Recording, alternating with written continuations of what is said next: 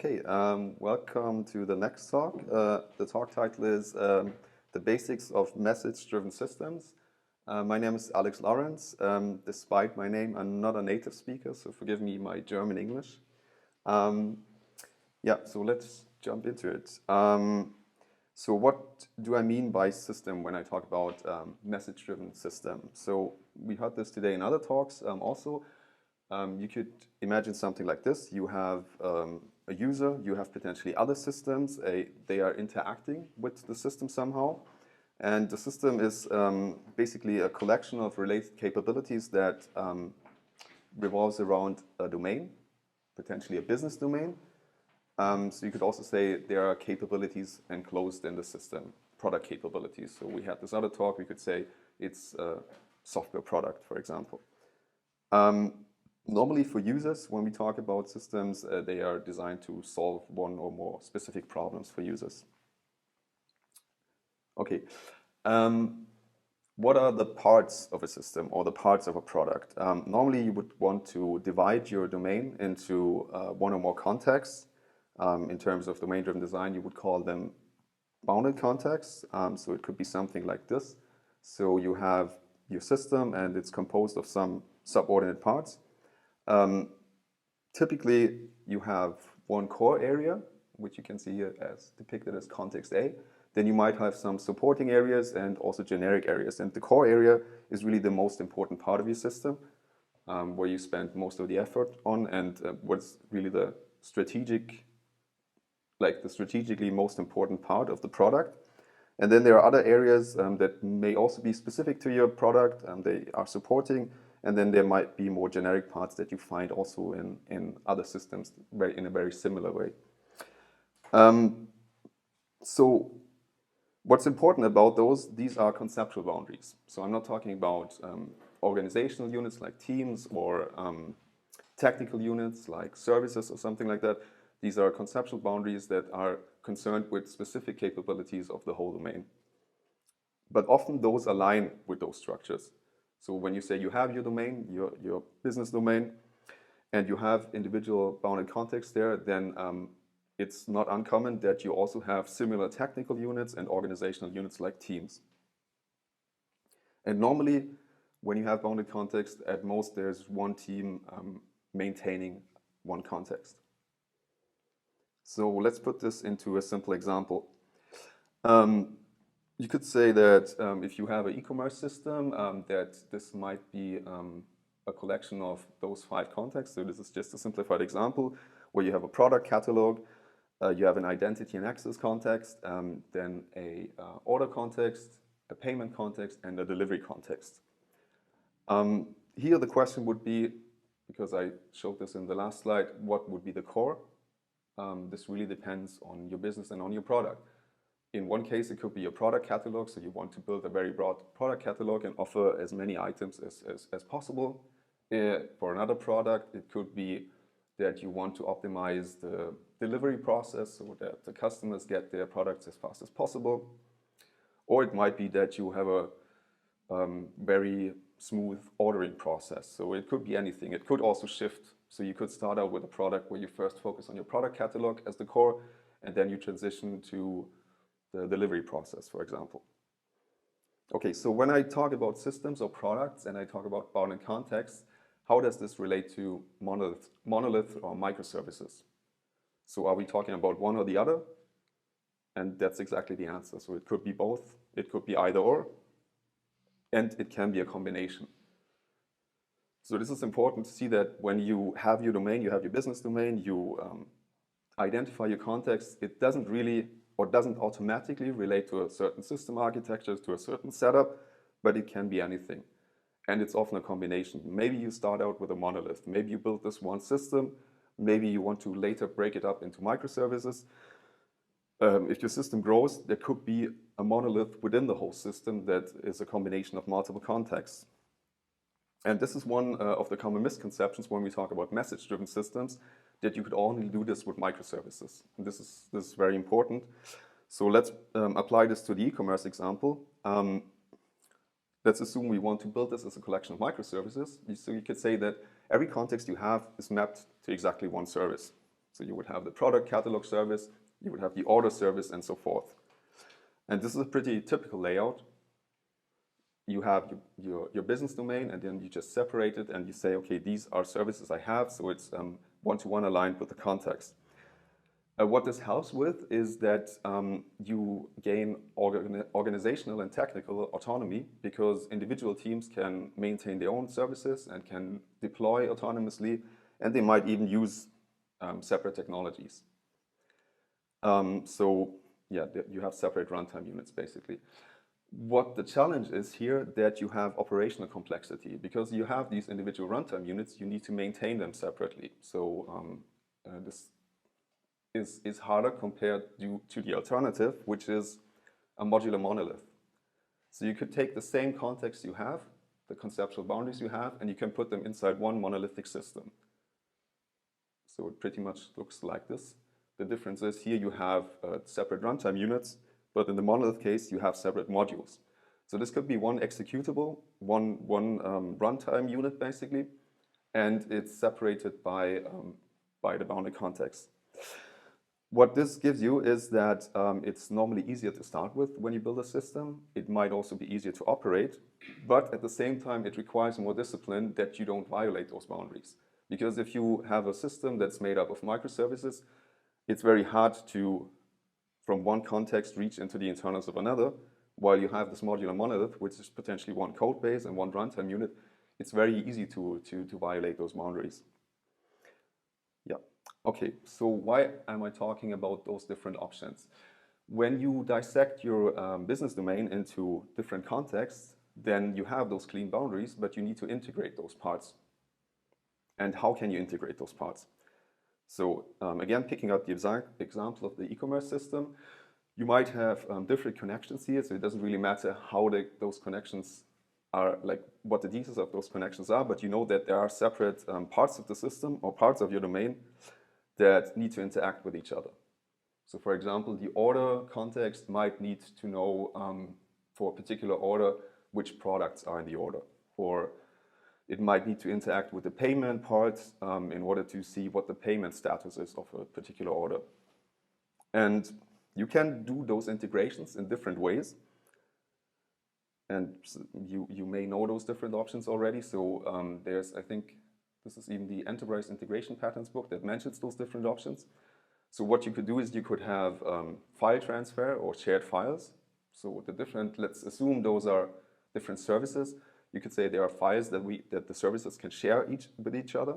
You could have a shared database. You could do remote procedure calls, or you can do messaging. So messaging is one of those options to integrate the different contexts. Yeah. And that's what I want to talk about. So what is message-driven architecture? And it's hard to really find a universal definition, or especially an extensive definition. So that's why I would just say it's a message exchange between collaborators, however those look like, or whatever those are. And what's also important when we talk about message-driven, it's a superset of event-driven. So normally you would hear the term event-driven or event-driven architecture, but an event is basically just one type of message. So it's easier to say message-driven, and then you include events and all other types of messages. As for how you can do the communication, or what communication flows there are, you can separate those in two different ones.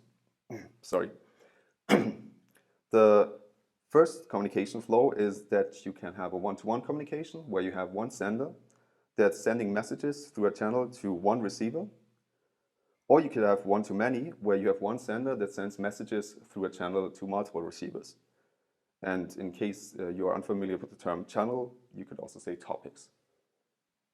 So this is the basis of all the communication. You have those two communication flows. And then based on those flows, you can use certain patterns or have different interactions. So for one, there's request-response, where you have two senders and two receivers at the same time. So two parties where each is a sender and a receiver, and they need to know each other. So the requester in this case sends a request, and the responder sends the response. So both act as sender and as receiver. And then you have multicast or broadcast, where you have one sender and an arbitrary number of receivers. And those can be agnostic of each other. So what this means is, we will see this later, they are not directly dependent on each other. They still need to address, so the sender still needs to address the receivers in some way, but what's important is they are not strongly coupled to each other.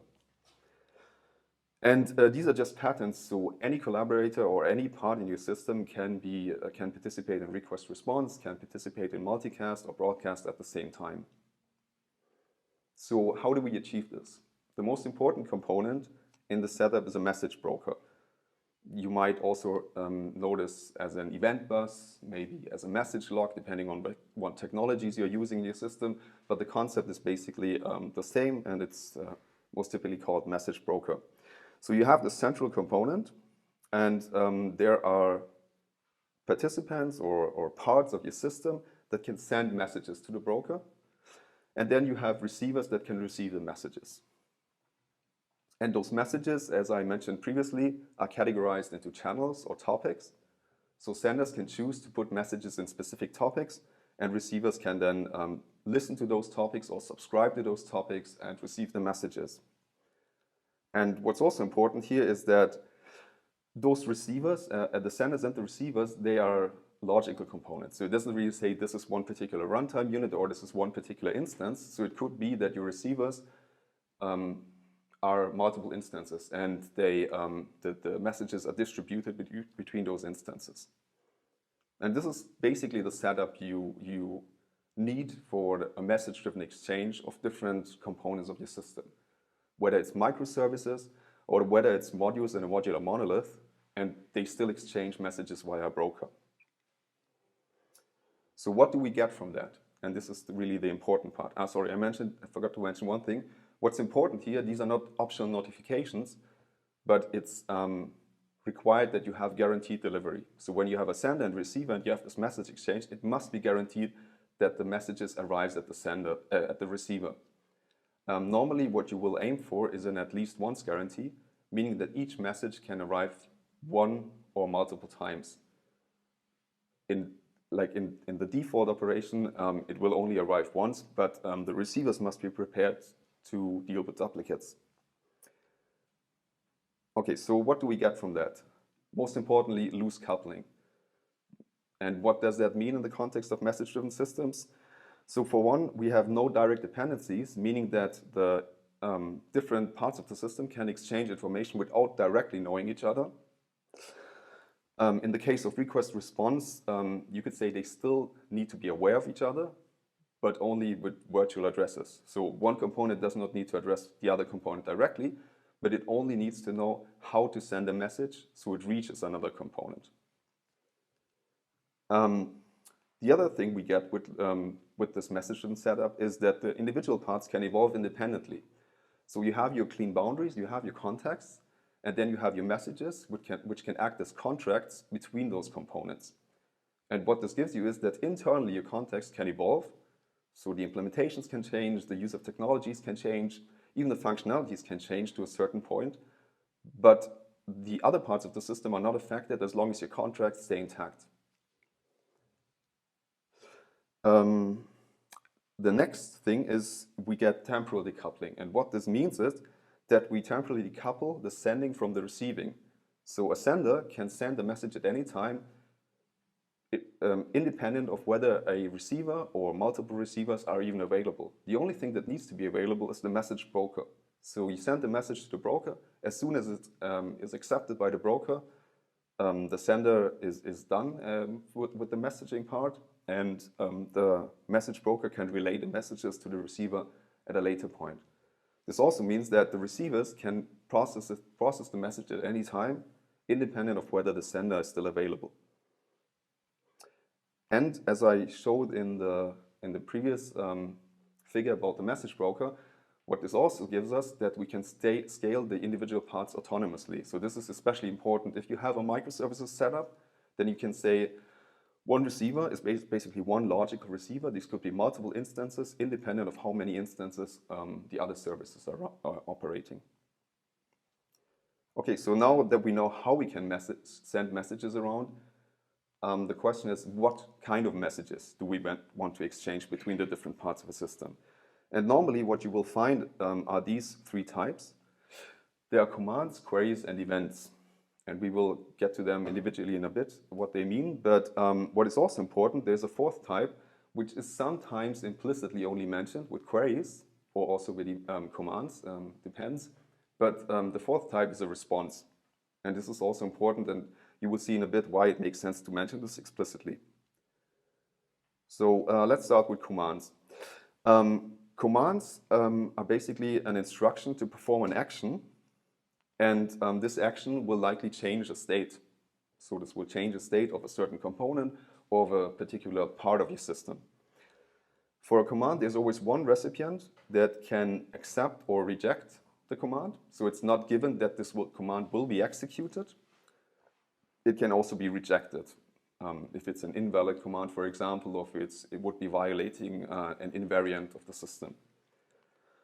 An example for the e-commerce system is that a user could send a command which is called place order to the order part of the system with the intention to place an order. Another example is that one part of the system could send a command to another part of the system. So in this case, the order context, maybe as a reaction to a placement of an order, would send a command which is called initiate payment to the payment context. For commands, there can be responses, you might also call them results, but there are certain restrictions on command results, but we will get to that in a bit. The next type of, the next category of messages are queries.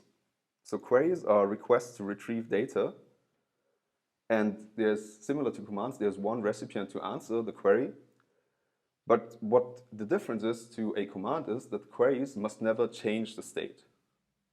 So whenever a query is issued to a component of a system, there must be no state transition. You could also say that asking a question should never change the answer. Examples for that are when a user or a customer issues a query to review an order to the order context. So after placing an order, the customer wants to know, what is the status of my order, or was it actually placed? The second example would be that the order context would issue a query to the delivery context in order to find delivery details. So assume that a user wants to review the order, but the order part of your system doesn't have all the details of the delivery status, and for that it reaches out to the delivery part and queries this part in order to get the details. Okay, so let's continue with responses. So responses are relevant both for queries and for commands, but you normally encounter them in the context of queries. So they are reaction to a query or command. And an example would be when you issue a query to the order context, the review order query, you would get a result back, or you would get a response back, which could be called order summary. So this is expected. You reach out to the system, you want to get some information, and you get the details back. How does it look like for commands? Often you will see, or you will find explanations that command must never have any responses or any results, which may be correct depending on what you're looking at. What is important is that a command should not return any information that you would use in order to execute another use case or in order to execute another domain-specific action. But commands can return results, and those results can contain information about whether a command was accepted or not. So when a customer places an order, the customer might need to know or might want to know whether the order placement was accepted by the system. This doesn't mean that the order will be placed. It doesn't mean that the order will be in a certain status, but the command was accepted. So in the context of commands, you would normally talk about results and not responses necessarily.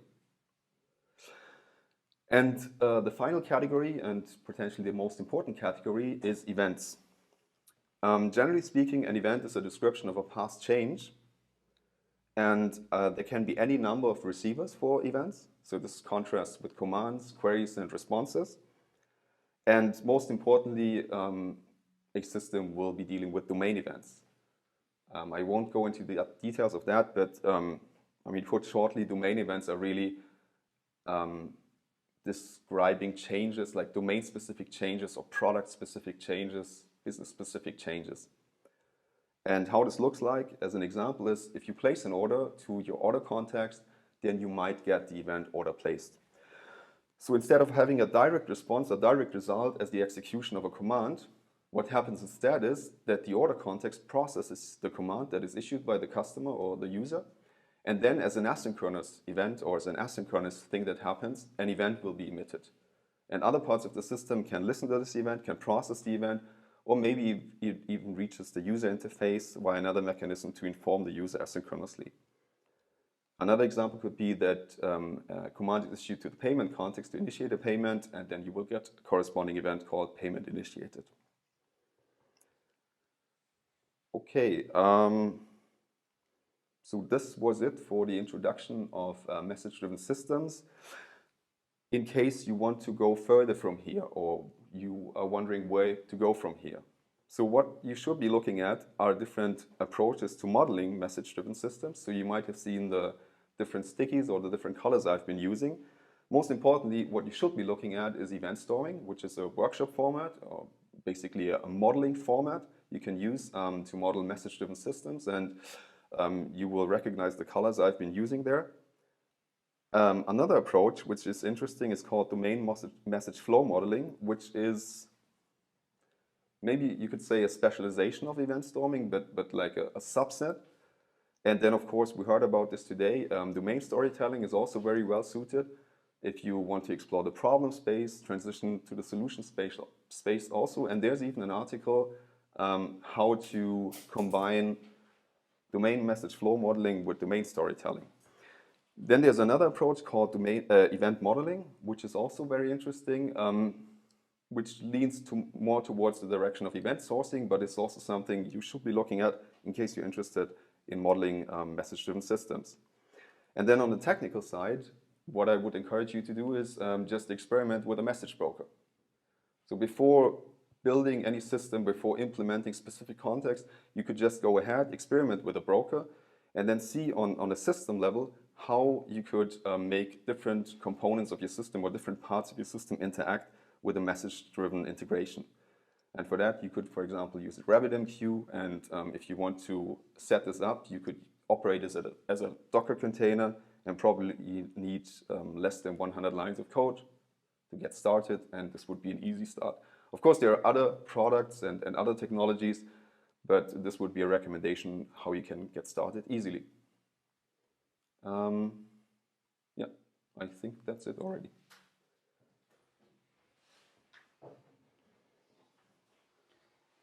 Thanks a lot, Alex. So I brought you some questions. Okay. There's a super interesting one by Thorsten Müller. Does command response make sense via messaging?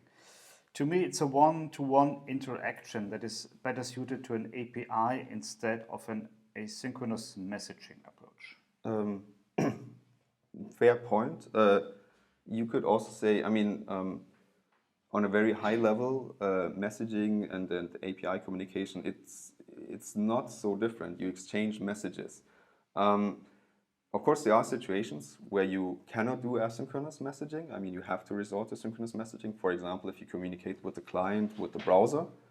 But you will see that you can get around many problems if you do a messaging approach. For example, if you have, with a synchronous approach, with an API exchange, you would need to make use of a lot of fault tolerance pattern to make this really reliable. Whereas when you use a message broker, you get a lot of reliability out of the box. So, I mean, it depends, but I would encourage you to think whether you could use a messaging approach there. Mm-hmm.